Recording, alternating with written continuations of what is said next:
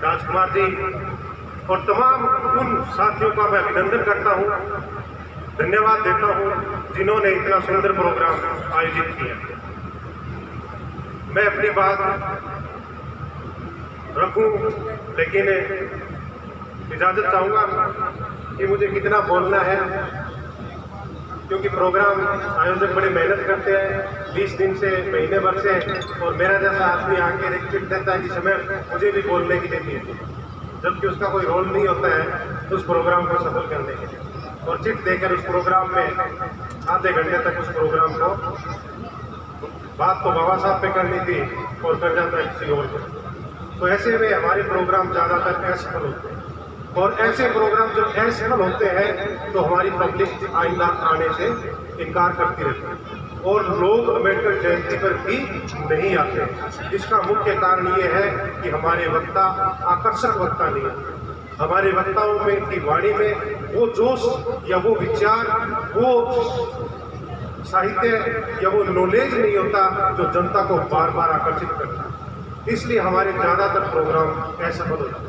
इसलिए किसी भी धर्म के प्रचारक, किसी भी संस्था के प्रचारक, किसी भी विचारधारा के प्रचारक यदि अच्छे प्रचारक नहीं है तो वो संस्था, वो धर्म, वो वो विचारधारा फैलती फूलती नहीं है। इसलिए जो लोग 6 महीने की ट्रेनिंग लेकर हरिद्वार में 6 महीने तक ट्रेनिंग लेकर और फिर किसी वार्ड में 2 साल की नियुक्ति पाकर शाखा लगाकर उस मोहल्ले को तैयार करते हैं, उसका रिजल्ट ये आता है कि वो मामूली चंद वोटों वाले लोग भी इस देश के मालिक बनते हैं, कारण कि वो ट्रेंड लोग। इसलिए ट्रेनिंग के बिना यदि हम कोई भी संस्था चलाएंगे, कोई भी मिशन चलाएंगे, कोई भी धर्म चलाएंगे, कुछ भी चलाएंगे, चाहे आप बाइक चलाओगे तो भी एक्सीडेंट करोगे, एरोप्लेन उड़ाओगे तो भी क्रैश होगा, बिना ट्रेनिंग के सर्जरी करोगे, कोई सर्जन बिना ट्रेनिंग की सर्जरी करेगा, पेशेंट को मारेगा, बिना ट्रेनिंग के यदि कार चलाएगा तो एक्सीडेंट होना तय है, बिना ट्रेनिंग के यदि आप कोई टीचर पढ़ाएगा तो स्टूडेंट का फेल होना तय है। बिना प्रशिक्षण के मिशन चलाना घातक हो सकता है। बिना प्रशिक्षण के मिशन चलाना घातक हो सकता है। केवल जय भीम और जय भीम बोलकर मिशन नहीं चलाया जा सकता। कहाँ जय भीम बोलना है, कहाँ जय भीम बोलना है और कहाँ क्या बोलना है, ये तथागत बुद्ध का कै का नियम बड़ा ही प्रभावी होता है। कै कितना बोलना है, कहाँ बोलना है, क्यों बोलना है, कब बोलना है, कैसे बोलना है, कैसे शुरू होता है, ये कै का नियम बड़ा प्रभावी होता है। इसलिए हमें बड़ी तैयारी के साथ समाज में काम करना है। इसलिए बंद कमरे में जितना आप बोल सकते हैं, 50 लोगों को इकट्ठा करके जितना बोल सकते हैं बोलें, और मंच पे क्या बोलना है बड़ी तैयारी के साथ। खुले मंच पे बोलना है तो बड़ी तैयारी के साथ बोले कि क्या बोलना है। बाबा साहब अम्बेडकर को हम सब मानते हैं तभी तो अपने संघ का नाम रखा है, तो बाबा साहब के नाम जोड़ दिया। शिक्षक संघ ने भी बाबा साहब का नाम जोड़ दिया, और शेड्यूल कास्ट और शेड्यूल ट्राइब के जितने भी संगठन बनते हैं वो सारे के सारे बाबा साहब के नाम से बनते हैं। बनते हैं कि नहीं बनते? बनते हैं। क्या बाबा साहब अम्बेडकर ने केवल शेड्यूल कास्ट और शेड्यूल ट्राइब के लिए ही काम किया था? क्या बाबा साहब ने शेड्यूल कास्ट और शेड्यूल ट्राइब के लिए काम किया था और बाबा साहब के मिशन का प्रचार प्रसार केवल शेड्यूल कास्ट और शेड्यूल ट्राइब के लोग ही करें? और क्या बाबा साहब के मिशन को आगे बढ़ाने का काम इनके ही जिम्मे है? जिस बाबा साहब को जर्मनी में पढ़ाया जा रहा है, लगभग 56 यूनिवर्सिटी भारत से बाहर की 56 यूनिवर्सिटियों में जिस बाबा साहब अम्बेडकर को पढ़ाया जा रहा है, दूसरे देश बाबा साहब को मान रहे हैं, पूज रहे हैं, या उनका पढ़ाया जा रहा है, चाहे अर्थशास्त्र के क्षेत्र में हो, चाहे पॉलिटिकल साइंस के क्षेत्र में हो, चाहे किसी भी क्षेत्र में हो, पढ़ाया जा रहा है, और भारत में मूर्तियां तोड़ी जा रही। जिस व्यक्ति को हीरो बनाना था उसको खलनायक बना दे। जिसको विश्व हीरो मानता है वो भारत में खलनायक की भूमिका में है। मूर्तियां सबसे ज्यादा बाबा साहब अम्बेडकर की ही तोड़ी जाती है। इसका मतलब क्या होगा? इसका मतलब ये हुआ कि बाबा की संतान नालायक निकली। जिस बाबा की संतान, जिस बाप की संतान नालायक होती है, उसके बाप को कोई नमस्ते नहीं करता है। और बाप कितना भी नाकाबिल क्यों ना हो, यदि औलाद काबिल बन जाती है तो उसके बाप को भी नमस्ते शुरू हो जाता है। इसका मतलब ये है कि बाबा साहब को मानने वाले लोग बिना जाने ही बाबा साहब का नाम लिए जा रहे हैं। और बाबा साहब को हमने केवल शेड्यूल कास्ट तक सीमित करके रखा। हमें ये भी पता नहीं है कि भारतीय संविधान जो लिखा गया उसका प्रचार प्रसार कैसे करना है। हम केवल आरक्षण के मामले को लेकर चले गए। आरक्षण से कितने % लोगों का भला होगा? कितने प्रतिशत लोगों का भला होगा? केवल 2%। समाज के 2% लोगों को आरक्षण की वजह से नौकरी मिली है। 98% लोग क्या करते हैं? खेती करते हैं या मजदूरी करते हैं या सेल्फ एम्प्लॉयड है, कोई दुकानदारी या कोई और धंधा करते हैं। 98%। तो इसका मतलब क्या बाबा साहब ने 2% लोगों के लिए काम किया था? 98% लोगों के लिए काम नहीं किया था? क्या जाट से भाट, कुमार से चमार, मोची से धोबी या अल्पसंख्यक सिख समुदाय या मुस्लिम समुदाय है या बौद्ध समुदाय है, उनके लिए काम नहीं किया था? क्या भारतीय संविधान चंद लोगों के लिए लिख दिया गया था? और क्या 389 मेंबर थे संविधान सभा में, 388 मेंबर चुप रह गए और डॉक्टर अम्बेडकर को भारत का संविधान लिखने दिया गया? क्या वो इतने कमजोर थे कि डॉक्टर अम्बेडकर अकेले संविधान लिखने चले गए सम्राट अशोक महान की तर्ज पर, और लोगों को पता भी नहीं चला? क्या उन्होंने ऐसा स्वीकार कर लिया था? नहीं, ऐसा नहीं। बाबा साहब अम्बेडकर के संघर्ष का यदि किसी ने फायदा उठाया है तो वो सबसे ज्यादा ब्राह्मण समाज ने उठाया, सबसे ज्यादा क्षत्रिय समाज ने उठाया, सबसे ज्यादा वैश्य समाज ने उठाया है, सबसे ज्यादा किसान समाज, जाट से बाट, सबने उठाया है। शेड्यूल कास्ट तो बहुत पीछे रह गए, केवल जय भीम बोलते रह गए। बाबा साहब की आइडियोलॉजी हमने जानी नहीं, हमने समझी नहीं कि उनका फायदा किसने उठाया। सबसे ज्यादा धर्मशास्त्रों का उल्लंघन किसने किया? धर्मशास्त्र कहता है एक औरत का, एक लड़की का पढ़ना जरूरी नहीं है, कतई जरूरी नहीं। लेकिन ब्राह्मण समाज ने धर्मशास्त्रों का उल्लंघन कर दिया और बाबा साहब अम्बेडकर की बात मान ली कि बेटी पढ़नी जरूरी है, बेटी का पढ़ना जरूरी है।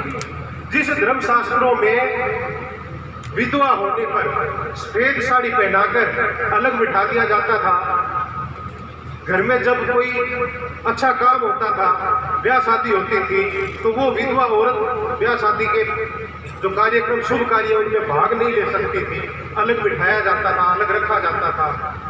लेकिन भारत का संविधान बना और इतना शानदार संविधान बना कि भारत की किसी भी बेटी को पढ़ने लिखने नौकरी लगने का अधिकार मिला। हिंदू बोर्ड मिला, आप लोगों ने देखा होगा, हिंदू बोर्ड सर्च कर लेना, गूगल बाबा बताता है। बाबा रामदास, रामदास, प्राणादास बताए नहीं बताए, गूगल बाबा आपको ठीक बता देगा। और एक समय ऐसा आया कि जिस विधवा को एक कोने में बिठाया जाता था, भारतीय संविधान की बदौलत वो भी ब्राह्मण की बेटी, वो भी विधवा इस देश की प्रधानमंत्री बन गई। बनी कि नहीं बनी? संविधान का फायदा किसको मिला? जिस संविधान का फायदा हम सोच रहे हैं कि हमें मिला है, ऐसा नहीं। जब भारतीय संविधान लिखा जा रहा था और 6 आर्टिकल, ऐसा नहीं है कि बाबा साहब अम्बेडकर अकेले लिख रहे थे, लोग बिल ला रहे थे, बाबा साहब भी बिल पेश कर रहे थे। जो बिल पेश किया जाता था उस पर 15 दिन बहस होती थी, फिर बिल पास होता था या गिर जाता था। जो गिर जाता था वो आर्टिकल नहीं बन सका, अनुच्छेद नहीं बन सका, और जो बिल पास हो गया वो आर्टिकल बन गया। बिल बाबा साहब ने पेश किया, किसी और ने पेश किया, उस पर बहस हुई और सर्वसम्मति से। ऐसा नहीं था कि 389 मेंबर भारतीय संविधान से एग्री थे, नहीं, लगभग 100 मेंबर हमेशा खिलाफ रहते थे। 100 मेंबर हमेशा खिलाफ रहते थे, लेकिन बहुमत से बिल पास होता और आर्टिकल बन जाता। वोट डालने का अधिकार जब दिया जा रहा था तो किसी पंडित जी ने एक बिल पेश किया कि वोट डालने का अधिकार उसको मिलना चाहिए जो 10वीं पास हो, या वोट डालने का अधिकार उसको मिलना चाहिए जिसके जिसके नाम 10 बीघा जमीन हो, या वोट डालने का अधिकार उसको मिलना चाहिए जिसके नाम 10,000 रुपए की बैंक में FDR हो। ये 3 प्रकार के लोग हैं, उनको वोट डालने का अधिकार मिलना चाहिए। और औरतों को तो अधिकार अभी मिलना ही नहीं चाहिए, चाहे वो MA पास ही क्यों ना हो, 10वीं पास की शर्त और चाहे एमए पास ही क्यों ना हो, चाहे वो ब्राह्मण हो, चाहे क्षत्रिय हो, चाहे वो जाट हो, चाहे वो भाट हो, चाहे कुमार हो, चाहे चमार हो, चाहे मोची हो, चाहे धोबी हो, औरत को ये अधिकार मिलना ही नहीं चाहिए। तर्क दिया गया कि इंग्लैंड में जो वोटिंग प्रणाली शुरू हुई तो इंग्लैंड में भी औरतों को वोट डालने का अधिकार कितने साल बाद दिया गया? वोटिंग प्रणाली के शुरू होने के बाद 50 साल बाद दिया गया। इंग्लैंड में औरतों को वोट डालने का अधिकार नहीं दिया गया। लेकिन बाबा साहब अम्बेडकर हट गए और बाबा साहब अम्बेडकर बिल लेकर आए कि नहीं, जिसकी उम्र 21 साल हो गई, जिसकी उम्र 21 साल हो गई वो वोट डालेगा, चाहे वो 10वीं फेल हो या अनपढ़, चाहे वो ब्राह्मण हो, चाहे वो जाट हो, चाहे भाट हो, कोई भी, चाहे 10,000 बीघा जमीन 10वीं पास कौन था उस समय? गिने चुने पंडित जी। 10 बीघा जमीन किसके पास थी? राजपूत समाज के पास की नहीं थी, राजा महाराजा के पास थी या सरकार के नाम थी? और 10,000 रुपए के एफडीआर तो अब भी नहीं है सबके पास, अब भी नहीं है 2022 में भी। तो इसका मतलब क्या था कि चंद लोगों को अधिकार प्रदान करना, चंद लोगों को अधिकार प्रदान करना और अपनी सरकार बना लेना। गोरे अंग्रेज चले जाए तो काले अंग्रेज उस पर स्थापित हो जाए। लेकिन बाबा साहब बन गए। बाबा साहब 3 दिन तक ऑफिस नहीं थे। सरदार पटेल जैसे लोग बनाने आए और बाबा साहब ने डालियो उसके आधार पे सबको वोट डालने का अधिकार मिला। किसको? अनपढ़ ब्राह्मण को भी वोट डालने का अधिकार मिला और अनपढ़ ब्राह्मण की बेटी को भी वोट डालने का अधिकार। अलग लगाऊंगा। जाट से भाट, कुमार से चमार, मोची से धोबी, सबको अधिकार मिला। और सबसे बड़ी खासियत ये रही भारतीय संविधान की कि नागरिकता के आधार का, नागरिकता को आधार मानकर सारे के सारे अधिकार दिए गए। भारतीय संविधान में या भारत में नागरिकता शब्द का पहली बार उपयोग हुआ।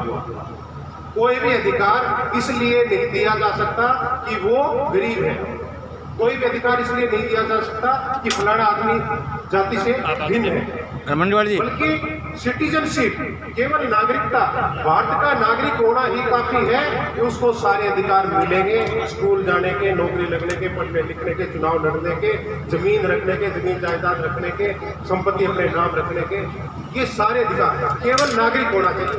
भारत का नागरिक है, ये अधिकार मिलेंगे। लेकिन कुछ पद ऐसे हैं जो सर्वोच्च पद है और भारत का नागरिक बन चुका है लेकिन भारत में पैदा नहीं हुआ है और दूसरे देश से आकर यहाँ की नागरिकता ले ली है, तो वो चाहे कि देश का प्रधानमंत्री बन जाऊं या वो चाहे कि मैं देश का राष्ट्रपति बन जाऊं, तो ऐसा भी वंचित किया गया है कि दूसरे देश में पैदा होने वाला व्यक्ति आकर यहाँ पे सर्वोच्च पद पर हासिल हो जाए, ऐसा नहीं हो सके। उसके बदले में मनमोहन सिंह को प्रधानमंत्री बनाना पड़े तो पड़े, लेकिन आप उस सर्वोच्च पद पे नहीं आ सकते। समझ रहे हैं?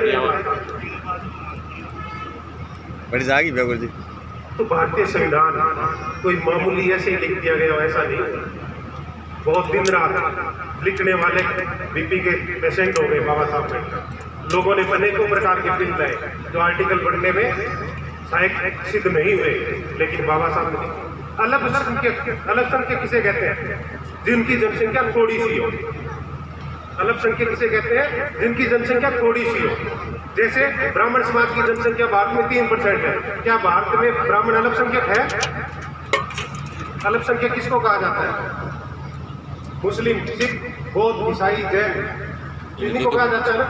पढ़े लिखे लोग भी यही यूज करते हैं। गलत है, बिल्कुल भी गलत है। धार्मिक अल्पसंख्यक शब्द का यूज किया गया।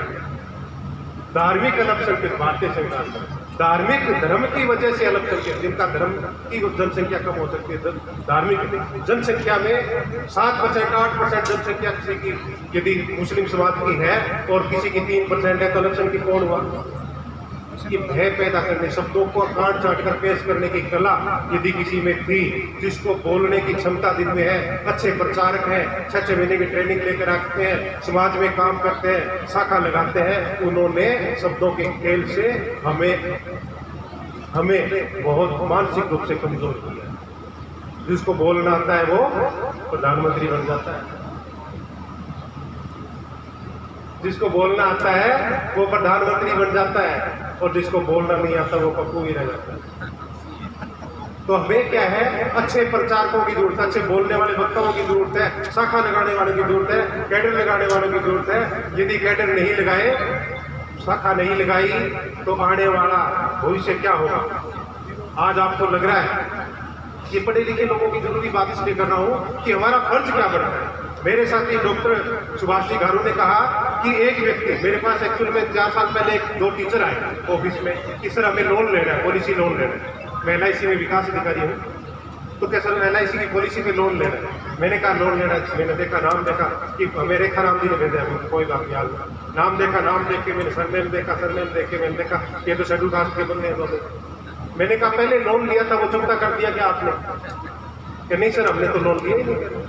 मैंने कहा आप दोनों टीचर हो, आप दोनों टीचर हो और आप कहते हो लोन लिया ही नहीं, और आपने लोन लिया है? कि नहीं सर लोन लिया ही नहीं। मैंने कहा जब आप नौकरी लगे थे तो आपने रिश्वत दी थी, तो रिश्वत दी थी तो पैसे तो आपके पास थे नहीं, तो आपने लोन लिया होगा। कि नहीं सर कोई रिश्वत नहीं थी। मैंने कहा हो ही नहीं सकता, बिना रिश्वत तो आप टीचर लग ही नहीं सकते। कि नहीं सर कोई एक पैसा भी रिश्वत नहीं चली हमारे साथ, बिल्कुल नीट एंड क्लीन, हम तो बिना रिश्वत के नौकरी लगे। मैंने कहा हो ही नहीं सकता, बिना रिश्वत के आप नौकरी लग ही नहीं सकते। कि कैसे? मैंने कहा नहीं, रिश्वत दी है और रिश्वत के लिए पैसे आपके पास थे नहीं, और पैसे के लिए आपने लोन उठाया, और वो लोन आपने चुकता किया कि नहीं किया ये बताओ। वो कहते हैं नहीं सर हमने लोन लिए और रिश्वत भी नहीं। तो मैंने कहा रिश्वत नहीं दी तो आपकी मेरिट क्या थी, कट ऑफ क्या था? क्या जी हमारी तो कट ऑफ 68% था। तो मैंने कहा आपका 68% नंबर बना और आप नौकरी लग गए, और एक 78% वाला पंडित जी घर पे बैठा नौकरी लगा नहीं, आप में क्या खासियत थी? 78% वाला घर बैठा है और 68% वाला नौकरी में लग गया, और 78% वाला घर बैठा है, आपने जरूर रिश्वत दी है, आपने जरूर रिश्वत दी है, इसलिए नौकरी में आप लग गए, और बगैर रिश्वत के आप नौकरी में करनी चाहिए, रिश्वत तो नहीं। तो मैंने ये 10% का गैप कि रिश्वत किसने दी, ये फायदा किसने दिया, ये सुविधा किसने दी? कि ये सुविधा तो बाबा साहब अम्बेडकर ने जाति प्रमाण पत्र लगाया कि नहीं लगाया? तो ये सुविधा किसने दी? कि बाबा साहब अम्बेडकर ने। तो ये बाबा साहब अम्बेडकर ने से आपने लोन ले लिया, रिश्वत देने का लोन ले लिया, तो बाबा साहब का लोन चुकता किया कि नहीं किया? क्या सर किया नहीं? तो बताओ कब से शुरू करोगे? आप आदेश दें। मैंने कहा मैं कैडर लगाता हूँ, क्लास लगाता हूँ, लोगों को समझाता हूँ इसलिए के बारे में, 2-4 क्लास से मेरे साथ आपको चलना पड़ेगा, तो तैयार है। 3 साल पहले मैं इसी हॉल में कैडर लगा के गया, साथियों को याद हो, वो दोनों साथी मेरे साथ आए थे, दोनों टीचर मेरे साथ आए थे। अब वो काम कर रहे हैं, राजकुमार जी जानते हैं कि अच्छे काम कर रहे हैं। तो हमें तय करना पड़ेगा कि हमें जो नौकरी मिली है वो इसलिए मिली है कि समाज ने हमारे लिए एक जाति प्रमाण पत्र की व्यवस्था की है। आप इस समाज में जाति प्रमाण पत्र हटा दो और फिर नौकरी लग के बता दो। तो फिर पे बैक टू सोसाइटी, पे बैक टू सोसाइटी कौन करेगा? समाज का ये लोन है कि बाबा साहब का, आपने मकान बनाने के लिए लोन तो किया SBI से, स्टेट बैंक ऑफ इंडिया से, और उसकी किस्तें जमा करा रहे हो PNB में। आप जब नौकरी लगते हो तो फलानी माता के दर्शन करने जाते हो, बाबा साहब को तो याद करते नहीं, और नौकरी लगते किसी की वजह से हो, लोन SBI से लेते हो और चुकता PNB में करते हो। और जब आपको LTC मिलती है या घूमने के लिए पैसे मिलते हैं तो जाते हो वैष्णो, पता नहीं कहाँ जाते हो, और बाबा साहब को याद करते हैं। कार लेते हो तो उसके ऊपर पता नहीं कैसे कैसे कितने प्रकार के धागे बांधते हो और डरते हो, डरने वाले लोग धागे बांध के घूमते रहते हैं। काल्पनिक लोगों से डरने वाला समाज कब तक डरता रहेगा? तारीख तय कर ली क्या कि हम वीर बनेंगे, शूरवीर बनेंगे? नहीं तो वीर शूरवीर नहीं बनोगे तो कोई ना कोई आपको अपनी वीर बना देना। तो ये तारीख तय कर लो कि हमें कब तक ये गुलामी करनी है और कब तक इस चिड़ियाघर से बाहर आना। इसलिए मेरा मानने का मतलब ये, कहने का मतलब यही है कि हमें अपनी जिम्मेदारी तय करनी पड़ेगी। हमें जिम्मेदारी तय करनी पड़ेगी पढ़े लिखे लोगों की कि जो 98% लोग जो नौकरियों में नहीं आए हैं उनको जगाने का काम कौन करेगा? वो करेगा जिसके पास टैलेंट है। TTT साइंस का नियम है ना, T टाइम, टैलेंट और ट्रेजर। टाइम, टैलेंट और ट्रेजर जिनके पास है, जिनके पास टाइम समय है, कर्मचारी अधिकारी के पास टैलेंट दिमाग है, पढ़ा लिखा है, और ट्रेजर पैसा भी है। मजदूर, किसान या काम करने वाला आदमी जो अनपढ़ है वो समाज को जागृत कर सकता है क्या? नहीं कर सकता, लेकिन जागा हुआ कर भी सकता है, जागा हुआ इंसान कर भी सकता है। इसलिए बहुत सारे लोग पढ़ लिख तो लिए लेकिन जागे नहीं, और जागे नहीं इसीलिए हमारा मिशन अधूरा हुआ। इसलिए इस अधूरे मिशन को पूरा करने का काम हमें करना चाहिए। अब सर छोटू राम क्या चाहते हैं? बाबा साहब के दोस्त थे ना चौधरी सर छोटू राम, सर छोटू राम चौधरी चाहते थे, क्या चाहते थे? डूंगरगढ़ और इस इलाके के जाने माने निवासी, राजस्थान के जाने माने चौधरी कुंभाराम जी आर्य क्या चाहते थे? वो चाहते थे कि जो जमीन की खेती करता है, जो किसान खेती करता है, वो खेती उसके नाम हो जाए, वो खेती उसके नाम हो जाए। कबीर जी क्या चाहते थे? कि जो समतावादी समाज बनना चाहिए, समानतावादी समाज बनना चाहिए, और छुआछूत करे उसको जेल हो जाए। रविदास जी भी ये चाहते थे, गन्ना जाट भी ये चाहते थे, सतना कसाई भी ये चाहते थे, ज्योतिबा फुले चाहते थे कि पढ़ने लिखने का अधिकार सबको मिले, छत्रपति साहू जी महाराज, सियाजीराव गायकवाड़, ओबीसी कुर्मी, वो चाहते थे कि सबको वोट डालने का, राज करने का मौका सबको मिले, चाहते थे। मैं चाहता हूँ कि सामने वाली बिल्डिंग मेरी हो जाए। क्या ये बिल्डिंग मेरी हो जाएगी? क्या चाहने से हो जाता है? लेकिन उन्होंने काम किया, क्रांतियां की, चाहत पैदा की, और जब चाहत पैदा की तो उस चाहत को लागू करने का मौका किसी को मिला तो वो बाबा साहब अम्बेडकर को मिला, और उन्होंने भारतीय संविधान में आर्टिकल लिखा। और वो हमारे महापुरुषों की, हमारे महागुरुओं की, चौधरी कुंभाराम जी की इच्छा, सर छोटू राम जी की इच्छा कि जो खेती करता है वो खेत उसके नाम हो जाए, और भारतीय संविधान में आर्टिकल लिख दिया गया, और राज्यों को अधिकार दे दिया गया कि जो जमीन जो बोत रहा है, जो खेती कर रहा है, जो खुद जोत रहा है, वो जमीन उसके नाम कर दी जाए। और राजस्थान सरकार को भी मौका मिला, तो राजस्थान सरकार ने राजस्थान टेनेंसी एक्ट 1955 लिख डाला, भारतीय संविधान के आर्टिकल की पालना करते हुए, और राजस्थान टेनेंसी एक्ट में लिखा कि जो खेती करता है जमीन उसके नाम की जाती है। आज के बाद राजा रजवाड़ा की या गवर्नमेंट के पास ये जमीन नहीं रहेगी, खेती जो कर रहा है उसके नाम की जाती है। अपने बुजुर्गों से पूछना, अपने दादा से पूछना, अपने बड़े बाबा से पूछना कि आपके नाम जमीन कब हुई? आपके नाम जमीन नहीं, मेरे नाम जमीन, मेरे बुजुर्गों के नाम जमीन नहीं थी। मेरे बुजुर्ग खेती करते थे, 5 साल तक एक खेत को संवारा, ठीक किया, फसल पैदा की, और जब वो फसल तैयार हो गया, खेत तैयार हो गया और थोड़ी बहुत फसल आने को तैयार हुई तो ऊपर से हुक्म आया कि अब ये खेत छोड़ दो, अब इस खेत को रणछोड़ दास सिंह है वो जोतेंगे, आप ऐसा करो, इधर वाली जो है पूर्व साइड की खेती है उसको ले लो, आप 10 बीघा जमीन उसमें खेती करो। फिर उसमें मैंने 5 साल फिर लगाए, उसको तैयार किया, वो बंजर था। मेरे नाम कभी इधर कभी उधर, कभी मैं उधर भटकता रहा, इधर भटकता रहा, जमीनों को संवारता रहा, जमीन मेरे नाम नहीं हुई। सर छोटू राम चाहते थे कि जमीन उसकी हो जाए जो खेती करता है। चौधरी कुंभाराम आर्य चाहते थे कि जमीन उसकी हो जाए जो खेती करता है, चाहे वो ब्राह्मण हो, चाहे वो जाट हो, चाहे वो राजपूत हो, चाहे वो भाट हो, चाहे कुमार हो, चाहे चमार हो, सबके नाम। भारतीय नागरिकों को जमीन लंबा हो गया उनके नाम करवाने का हक मिला, तो वो बाबा साहब अम्बेडकर को मौका मिला और भारतीय संविधान में लिख डाला, और ये अधिकार हम सबको मिला कि नहीं मिला?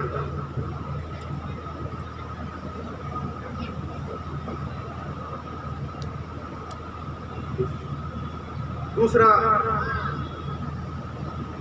बाबा साहब अम्बेडकर ने किस प्रकार का संघर्ष किया, किस प्रकार का संघर्ष किया?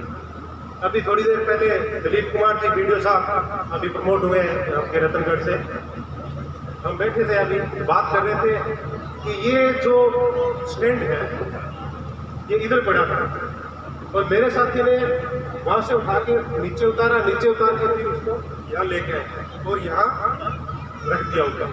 क्या इस स्टैंड को यहीं से लेकर यहाँ नहीं रखा जा सकता था? नीचे उतारने की जरूरत थी क्या? नहीं थी ना। तो मेरे दिमाग में आ गया बात कि उधर नीचे क्यों उतारा, फिर ऊपर क्यों उतारा, इसको यहीं से लेकर यहीं सटा देते।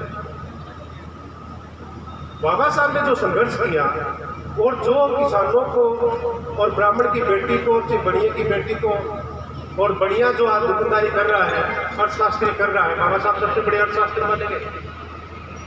अमर्त्य सेन जो भारत के अर्थशास्त्री है, वो कहते हैं कि अर्थशास्त्र में यदि मेरे कोई पिता है, कोई फादर है, तो वो डॉक्टर बी आर अम्बेडकर। कितने बड़े अर्थशास्त्री थे।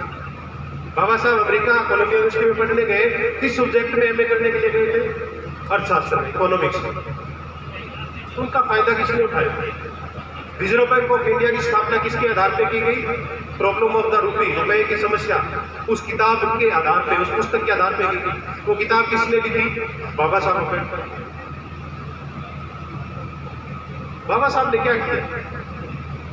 भारतीय समाज को अधिकार दिलाने के लिए, बहनों को अधिकार दिलाने के लिए, माताओं को अधिकार दिलाने के लिए, या प्रत्येक भारतीय को अधिकार सिटीजनशिप के आधार पर दिलाने के लिए जिस बल का उपयोग किया, उस बल का नाम क्या था? जिस बल का उपयोग किया, लाठी चलाई, बंदूक चलाई? नहीं चलाई। किसी को गाड़ी निकाली? नहीं। कोई आर्मी का निर्माण किया? कोई सेना का निर्माण किया? नहीं किया। जिस बल का उपयोग किया, उस बल का नाम है बुद्धि बल। बुद्धंग शरणं गच्छामि, बुद्धि के शरण में जाना। बुद्धि, विजडम, टैलेंट, ज्ञान, नॉलेज, पढ़ाई पढ़ाई पढ़ाई। बाबा साहब अम्बेडकर क्या कहते हैं? मैं मूर्तियों में नहीं मिलता, मैं तस्वीरों में भी नहीं मिलता, मैं किताबों में मिलता, मैं किताबों में मिलता।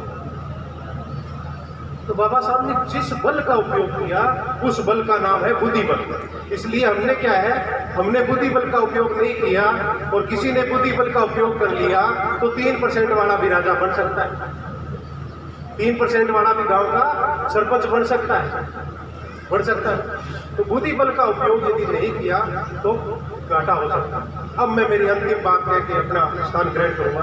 अंतिम बात ये कहानी है। कहानी राजस्थान के लोगों को बहुत अच्छी लगती है, और कहानी के रूप में मैं अपनी बात कहकर, अंतिम बात कहकर अपना स्थान लूंगा। एक जंगल था,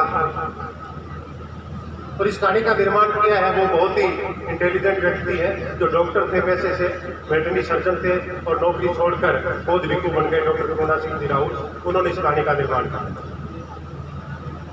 एक जंगल था, और हरा भरा जंगल था, और उस जंगल में बड़े पैमाने पर जो है जानवर रहते थे, पक्षी भी रहते थे, बड़े बड़े पेड़ थे, फलों के पेड़ भी थे। पास में एक नदी निकलती थी, और वो लोग अच्छा फल खाते थे, अच्छा घास खाते थे, और अपनी प्यास बुझाने के लिए पास में एक नदी थी, उसका पानी पीते थे। एक दिन क्या हुआ, उस जंगल में आग लगी, और जब जंगल में आग लगी तो उस जंगल में जितने भी जानवर थे, जितने भी पशु पक्षी थे, वो उस जंगल से भाग गए, दूर दूर तक भाग गए, बचने के लिए, आग से बचने के लिए। जंगल है वो दूर दूर चलता, और आग आगे बढ़ गई।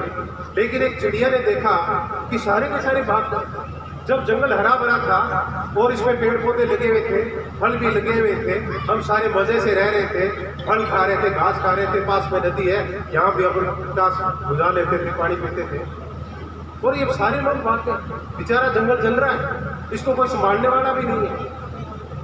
चिड़िया ने क्या किया, चिड़िया ने चोंच पास उड़ी, चिड़िया उड़ी और पास की नदी में गई, और नदी से चोंच में पानी भरा, और आग की तरफ गई, और आग के ऊपर उड़ती हुई आग में पानी डाला। फिर वापस गई, चोंच में पानी लिया, और नदी में से पानी लिया, और उड़ी, और अपना पानी उसमें आग पे डाल दिया। वो इसे ऐसी बार 5-7 बार किया। तो एक बंदर जो दूर पेड़ पे बैठा हुआ था, आग से बचने के लिए दूर पेड़ पे बैठा था, वो देख रहा नदी किनारे। वो बंदर कहता है, हे चिड़िया क्या कर रही है बार बार? हे चिड़िया ये क्या कर रही है? तेरी आग से, तेरी पानी से ये आग बुझने वाली नहीं है, मामूली सी तो खुद है, और तुम आग बुझाने का प्रयास कर रही है। तेरे इस पानी से ये आग बुझने वाली नहीं है, तो खुद जल जाएगी, दूर भाग के बैठ जा, इस पेड़ पे आ जा।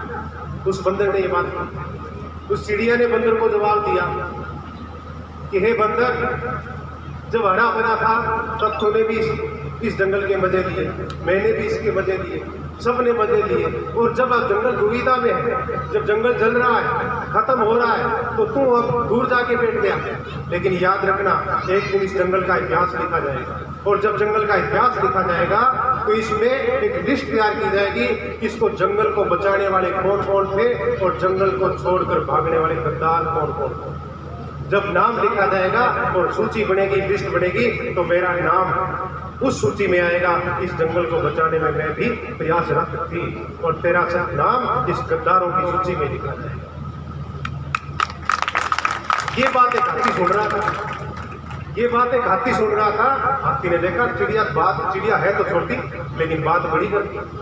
चिड़िया है तो छोटी, लेकिन बात बहुत बड़ी कह दी है, इसलिए चिंगाया, वो जोर से चिंगाया, जोर से बोला हाथी अपनी आवाज में, और सारे हाथियों की उसकी आवाज लगाई, सारे हाथी इकट्ठे हो गए और इकट्ठे होकर कहा कि सूंड में पानी भरो और इस जंगल को बचाओ, और नदी में से पानी भर भर के लाए और जंगल को बचाने का उपाय करने लगे। हाथी लगे तो दूसरे भी लगे, जैसे भी है उसको थोड़ा बहुत उस जंगल को बचा लिया गया, आग को बुझा लिया गया, समय लगा लेकिन बचा लिया। यदि आज आपका संविधान असुरक्षित है, आग लगी हुई है देश में, आज कहीं हरा खतरा है तो कल नीला खतरे में होगा, कब कभी सफेद शांति खतरे में होगी कि नहीं। एक जुलूस आएगा जब नफरत की बीज बोए जा रहे हैं, देश में आग लगी हुई है, तो आप जिम्मेवार साथियों की जिम्मेदारी बनती है कि जंगल की आग को बुझाया जाए। मैं मेरी बात को यहीं समाप्त करता हूँ। जय भीम, जय